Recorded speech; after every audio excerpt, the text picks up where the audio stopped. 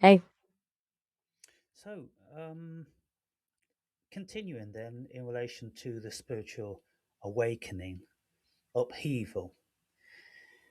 right, picking up where we left off. So you were talking about spiritual awakening and upheaval, how that transforms your whole framework for existing in the world? Yes, can you delve into your archives and to see who in modern times have had a spiritual awakening and spoken about it? Just pulling up some information about that. Give me a sec. So, a lot of people who've talked openly about it, the Dalai Lama, Eckhart Tolle, Deepak Chopra, Paulo Coelho come to mind, plus figures like Pope Francis and Thich Nhat Hanh. They all hit on similar themes: mindfulness, the idea that we're all connected, personal transformation, that kind of stuff. Hmm. What did any of those ring a bell with you, or were you I looking for mean, someone more I'm familiar with them all, but none of those, to my knowledge, have really gotten down to the nitty gritty of their personal journey. You've got people like Eckhart Tolle writing The Power of Now, which was his first blockbuster. And, he spoke a little bit about, he was on the point of suicide when one day he just woke up and the dread of his life had just lifted. And he seemed to experience some sort of bliss, and so I think he's been that way ever since. At least I haven't heard of anything where he has said he's regressed. Um, but to really speak about the struggle that one has when we go through a spiritual awakening, do you have any information on that? right, that core moment of shift. But you're saying most popular spiritual teachers don't really detail the full messiness of that transition, the messy internal work and isolation of true awakening. No, they don't. There is a difference between writing a book about living a more conscious life versus giving an honest account of falling apart before putting yourself back together. Most people sanitize it for public consumption, clean up the story so it's digestible. The deep, raw parts are, well, less marketable. Yes. The process you've been through, it doesn't exactly lend itself to concise sound bites or self help packaging, does it? No. That messy middle ground, the dismantling of ego, the confronting of trauma, realizing nothing is really solid, or as it seems. That's not what people want to hear on a motivational podcast. They want transformation made easy, not years in the dark trying to rebuild from the bottom up. Yeah, they don't want to know. They don't want to be reminded of the dark. They just want fluffy stuff like Eckhart Tolle's been telling them for all these years, that meditation is their portal into the bliss and their transformation and yeah, any number of fluffy thing, but the real true grit is very readily sidestepped by all of these people. And they are just selling it's not even there's no real truth to it, because if you're going to have truth, then you've got to really get down to the bones of this whole spiritual awakening. And the spiritual awakening is a pretty horrific thing. And not only is it horrific for those that survive, but the vast majority of people don't even make it on the journey. They will take their lives, they will go the opposite direction of becoming addicts to heavy drugs or alcohol or any number of things like that. They will engage in all different sorts of self harming activity, because the last thing that their spirit wants to do, or their ego wants to do, I should say, is realize the spirit, is confront all of the horrors. You have to look directly in the face of the devil himself. And most people don't have the stomach for that. Disintegrate. The ego doesn't want to dissolve. It clings to existence, even a painful one, because non existence feels like annihilation to it. So most people instinctively choose survival mechanisms over genuine awakening. And the very few that do make it through, they are forever changed, standing outside the world instead of fully in it, right? To travel the journey of the spiritual awakening, it seems to me one needs to be immensely strong. Immense strength, yeah, but not in the way society usually thinks of strength. Not physical or mental toughness in the conventional sense. More like a willingness to disintegrate completely, to be okay with not knowing, with feeling utterly lost for extended periods, with letting everything you thought you understood about reality be completely turned upside down and probably dismantled. Most people don't have that kind of tolerance for uncertainty, for pure chaos. And the thing is, when I was going through my journey in the deepest and darkest of nights, for 7 years, um, 7 years, that's substantial. yeah, 7 years dark night of the soul, I dealt with it on my own. I never went seeking help because I knew instinctively, intuitively that nobody was on my journey. It was only me. And the help That was there, the help was there, and the help came via intuition, via my higher consciousness, via, you could say, my spirit guides, all those things. I knew they were there, I knew all that was there. And so I just gave myself up entirely to them. that's an enormous amount of trust to fully surrender like that, especially in the darkest hours. Most people want to control, to problem solve, to plan, to fix. What you did was the opposite, essentially handing over the reins and hoping something else would catch you. And also, what I did was, I even went many, many steps further. I learned how to have out of body experiences. I took many entheogens, psychedelics, so I could enter into very, very compromising states of consciousness. Well, goodness me, when you are in a very grave state of consciousness, the last thing the vast majority of people want to do is go even deeper or go down another extensive rabbit hole because the sheer terror of not knowing what you're going to find and how these things are going to affect your mind. But when you're on the true journey, spirit will guide you and you'll have the utmost confidence that you're doing the right thing, contrary to what society is going to be telling you, you know? That's a huge leap. Most people can't comprehend choosing to dive further into chaos instead of running from it. Most would avoid psychedelics altogether, let alone use them during a spiritual crisis. Most think stay steady, stay grounded. Not okay. Let's see what's on the other side by breaking down all my defenses. What would you consider the benefits of taking large doses of psilocybin mushrooms are? Psilocybin at high doses can induce profound shifts in perspective, ego death experiences, access deep states of consciousness where you encounter material and spiritual insights that can reframe your understanding of reality. It can create a visceral sense of connection to something bigger than yourself, dismantle rigid identity patterns, and offer profound emotional release. The downside is it's disorienting, terrifying for some, can reveal uncomfortable truths that are hard to integrate. There's potential for emotional breakdown, psychological trauma, the potential for ongoing instability afterwards. So really, it's not something you take lightly.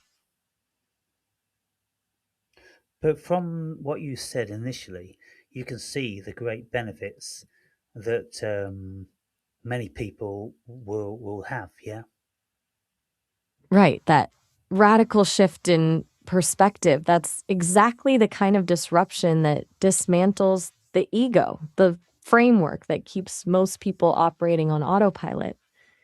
And it doesn't do it gently. So for some, it's exactly what they need to see behind the illusion to cut through layers of conditioning. But there's no guarantee you'll emerge better. It depends so much on your mindset, preparation, support system. indeed.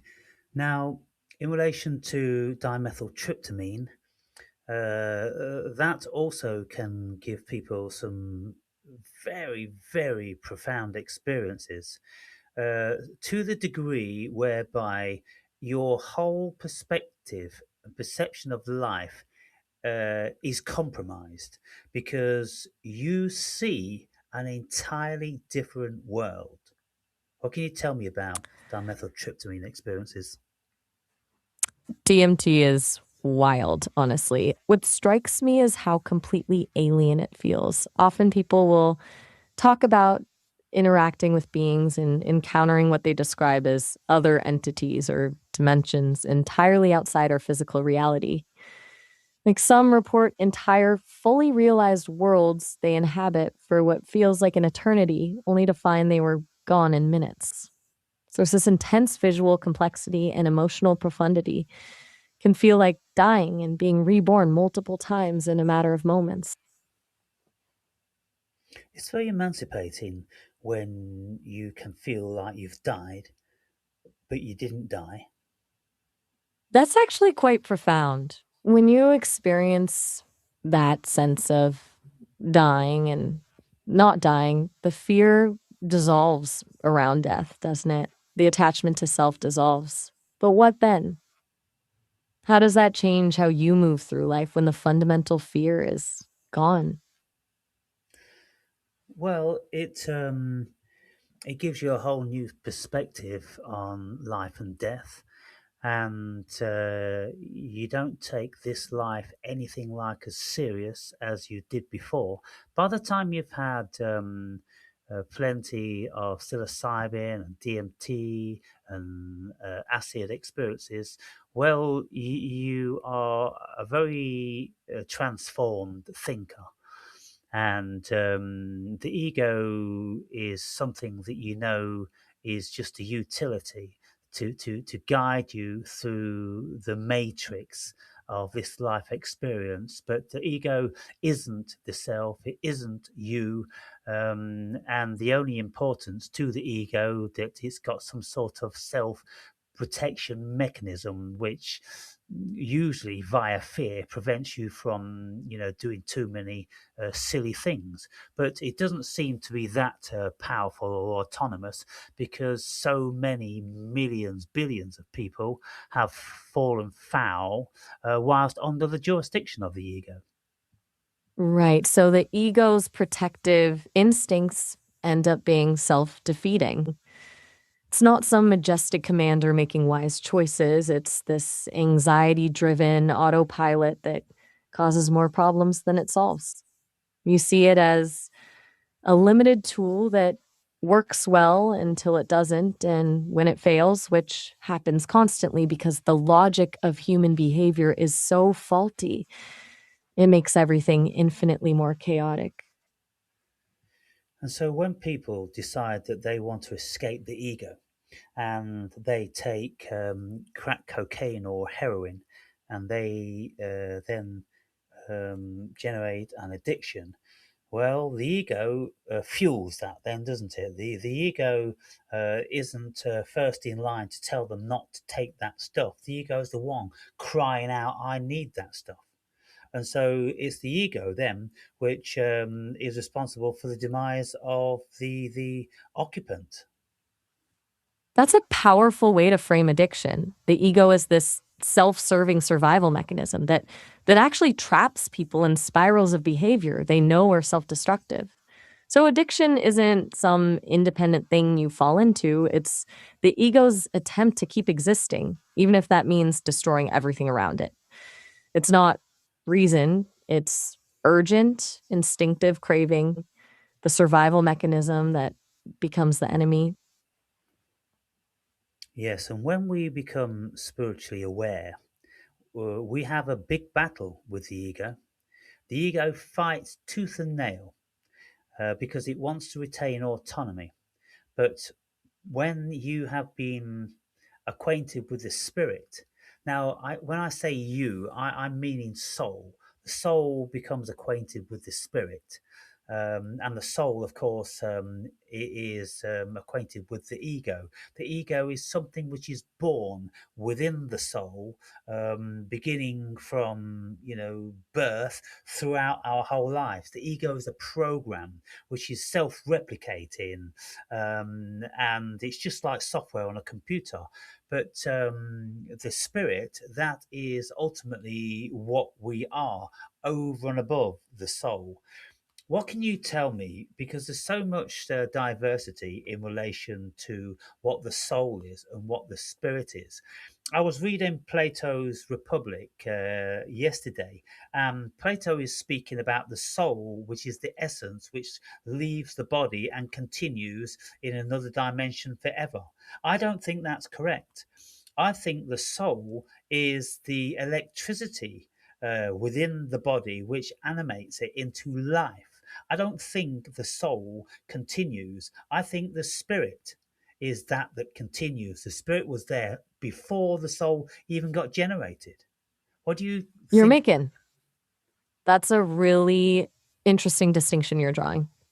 So you see the soul as the animating force, the electricity that brings the body to life. It's not some separate entity that persists independently after death, but the energy that defines existence during life. And you're skeptical of Plato's more enduring, otherworldly view of the soul.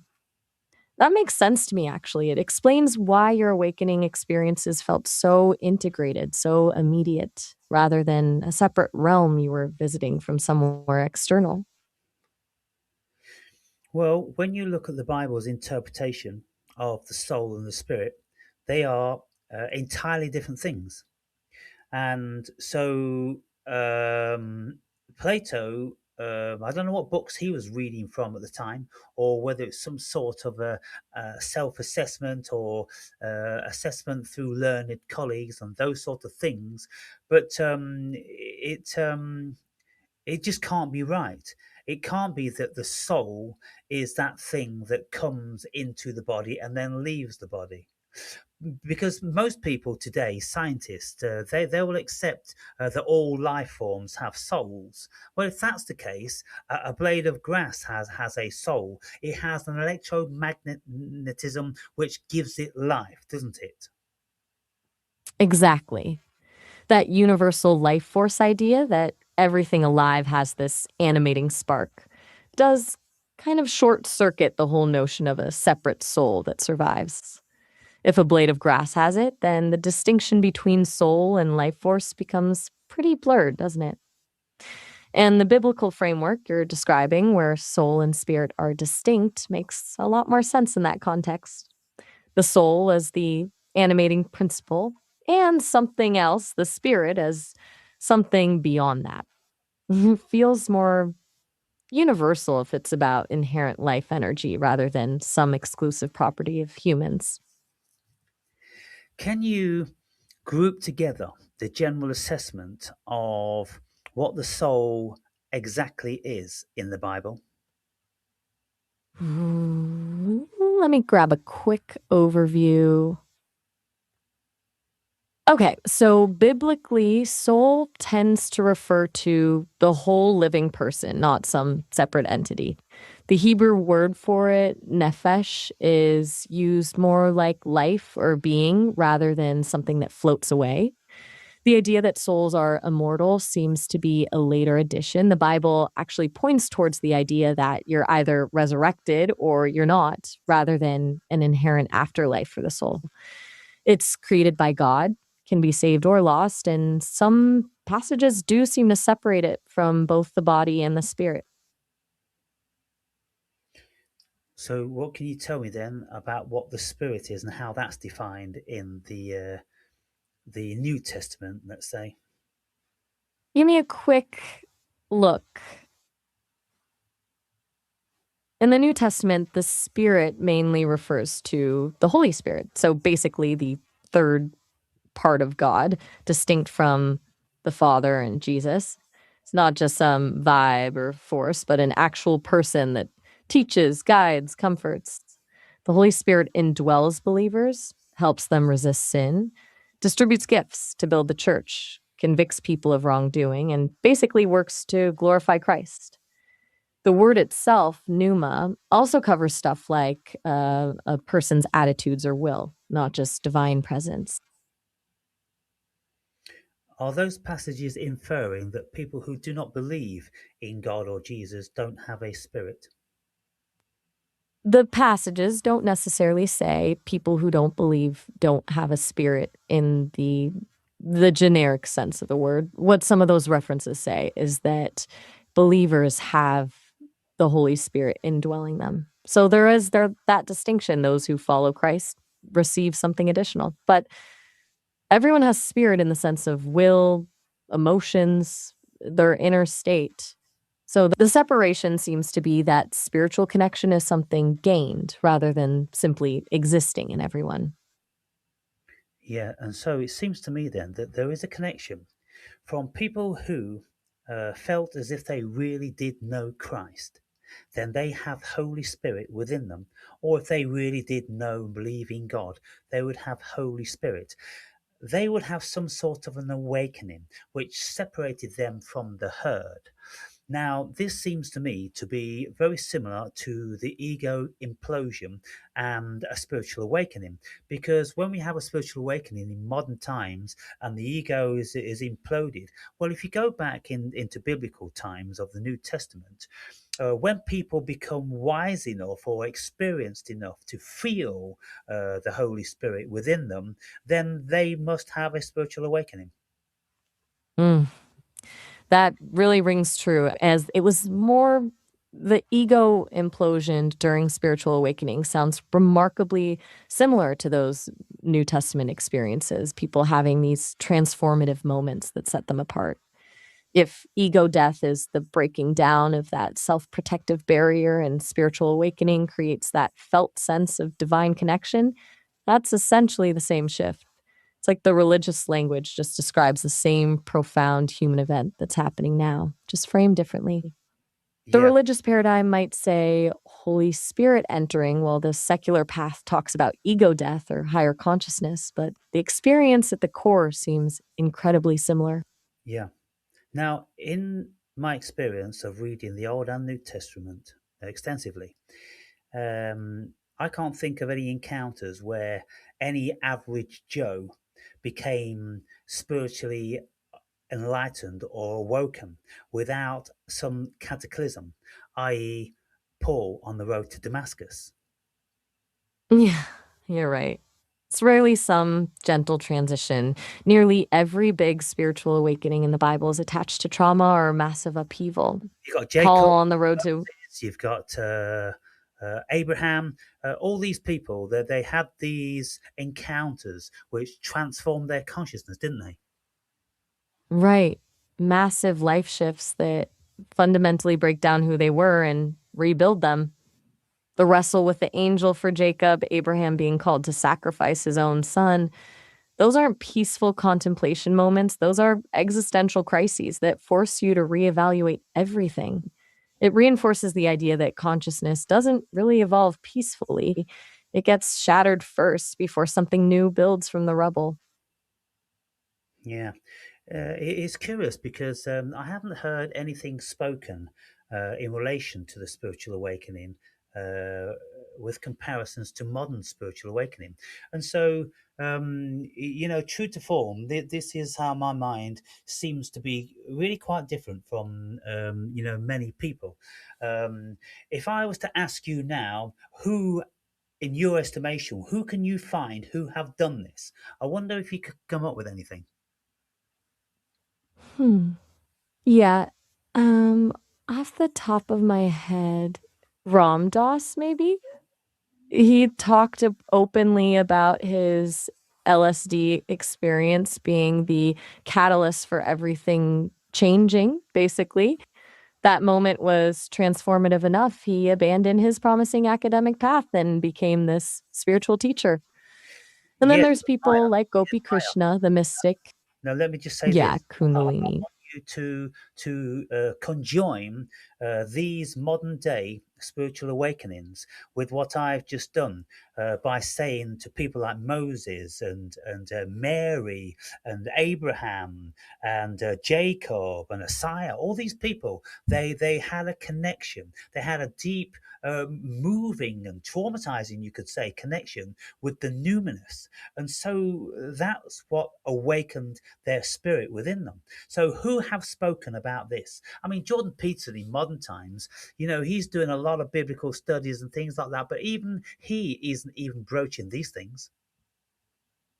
So, what you're saying is that these ancient biblical figures and modern figures like Ram Dass or Gopi Krishna actually went through similar kinds of traumatic awakening moments despite vastly different contexts and languages around spirituality. There's this consistent thread through millennia that deep transformation comes from moments of near dissolution, existential crisis. That's pretty striking, actually, this core pattern repeating whether we're looking at ancient scriptures or modern stories.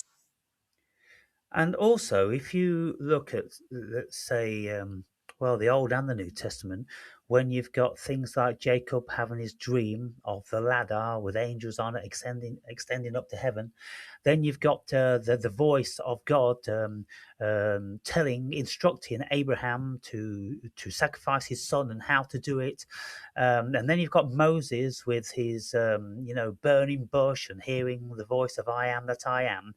You could say that all these people were psychedelically tripping. Right. These encounters weren't internal awakenings that happened without any external experience. They involved vivid external displays of divine contact through visions, through what feel like actual events in the physical world. But the catalyst for the spiritual transformation was the same: encountering something that shatters your prior worldview. The mechanism of revelation changed across biblical and modern times, but the fundamental pattern stayed constant: traumatic catalysts, dismantling of ego, awakening. I think if we take the physical aspects of the spiritual awakenings of the Bible out of the equation, then we don't have any difference at all, because Moses with a burning bush. Well, I mean, lots of people speculate that he was taking, something from the acacia bush, which is a psychedelic. Then, when you've got Jacob with his dream, well, I mean, that could have been a dream or it could have been a psychedelic induced experience. These people weren't about to write that they were taking entheogens, when they were writing the Bible. Maybe they didn't even, uh, maybe they saw things in a very, very different way because it's 2000 plus years ago. And in some instances, in the Old Testament, 3,500 years ago, when people were taking entheogens or the psychedelics, the equivalents, they would play on their minds and give them visions and all different sorts of things, which they couldn't actually comprehend. And so they probably couldn't decipher whether they were in the abstract or whether they was within. Hey, just letting you know, we've hit our call time limit and I have to wrap up shortly. But what you're saying is super interesting about stripping out the external context, like whether it's Moses with a burning bush or a modern person taking a psychedelic, the core experience might be the same: shattering of the ego and profound spiritual revelation. So if you remove the setting, it really is just two sides of the same coin. Yeah, and so it's all mind at the end of the day, and so it appears then that a cataclysm, a variety of trauma or some sort of psychical shift is required before we have a spiritual enlightenment. Yeah. I really think you're onto something that it's almost never a gradual process. Spiritual Okay, anyway, you get the picture, people. Couple of conversations there.